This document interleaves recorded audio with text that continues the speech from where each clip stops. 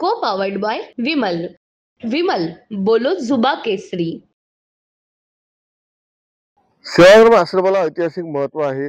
या आश्रमातील ज्या कुटी आहेत तर त्या कुटींच्या भिंती आहेत त्या मातीपासून तयार करण्यात आलेल्या आहे आणि दरवर्षी या कुटींच्या संरक्षणासाठी भिंतींच्या संरक्षणासाठी उपाययोजना केल्या जातात.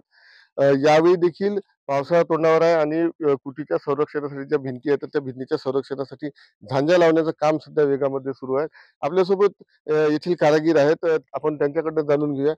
भाऊ, हे कशा पद्धतीने आणि ह्या ज्या झांजा आहेत तर ह्या कशा तयार केल्या जातात, किती कालावधी लागतो आणि यामुळे ज्या भिंती आहेत तर त्याचं कसं संरक्षण होतं?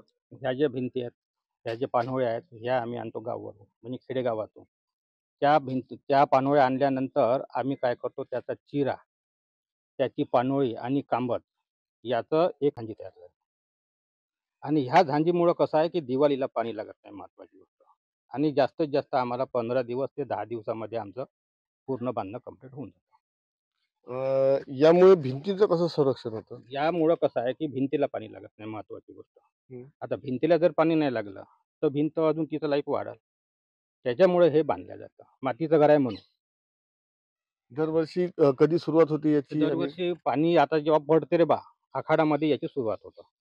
अच्छा. आणि 15 दिवसामध्ये हे सगळं निपटव करून मोकळं होतं. आणि महत्त्वाची गोष्ट हे जे आहे त्या झापड्या, हे झाल्यानंतर लगेच झापड्या.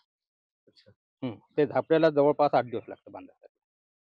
नक्कीच या झांजा आणि झापड्यांच्या माध्यमातून भिंतींचं येथे संरक्षण करण्यात येते, ज्यामुळे पाण्यापासून या भिंतींचा बचाव होतो. महेश मुंजेवर, TV9 मराठी, सेवाग्राम, वर्धा. को पावर्ड बाय विमल. विमल, बोलो जुबा केसरी.